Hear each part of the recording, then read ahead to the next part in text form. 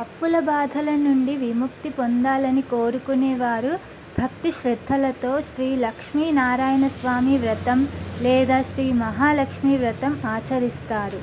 ఈ వ్రతం వల్ల ఇంట్లో ఐశ్వర్యం, సుఖశాంతులు పెరిగి ఆర్థిక ఇబ్బందులు క్రమంగా తొలగిపోతాయని భక్తుల విశ్వాసం.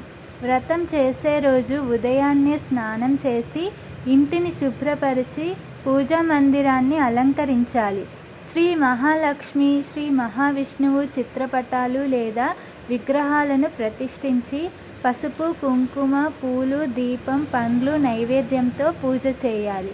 అనంతరం శ్రీ సూక్తం, లక్ష్మీ అష్టోత్తర శతమావళి లేదా విష్ణు సహస్రనామం పారాయణం చేస్తే మరింత శుభ ఫలితాలు కలుగుతాయని నమ్మకం. పూజ అనంతరం కుటుంబ సభ్యులతో కలిసి హారతి ఇచ్చి నైవేద్యాన్ని ప్రసాదంగా స్వీకరించాలి. వీలైతే పేదలకు అన్నదానం చేయడం, అవసరమైన వారికి వస్త్రదానం చేయడం లేదా తమ శక్తికి తగిన విధంగా దానం చేయడం మంచిదని శాస్త్రాలు సూచిస్తాయి. దానం చేయడం వల్ల పుణ్యం పెరిగి మనసుకు ప్రశాంతత కలుగుతుందని విశ్వసిస్తారు.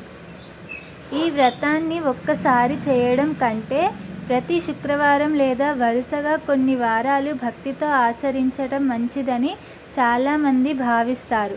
అయితే వ్రతంతో పాటు అవసరం లేని ఖర్చులను తగ్గించడం, ఆదాయానికి తగ్గట్టుగా జీవించటం, అప్పులను క్రమపద్ధతిలో తీర్చేందుకు ప్రణాళిక రూపొందించడం కూడా చాలా అవసరం.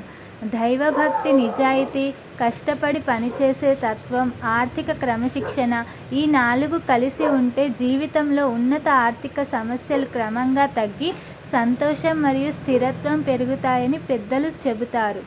భగవంతుని అనుగ్రహంతో మీ జీవితంలో శుభం, ఐశ్వర్యం, అప్పుల బాధల నుండి విముక్తి కలగాలని మనస్ఫూర్తిగా కోరుకుంటున్నాం.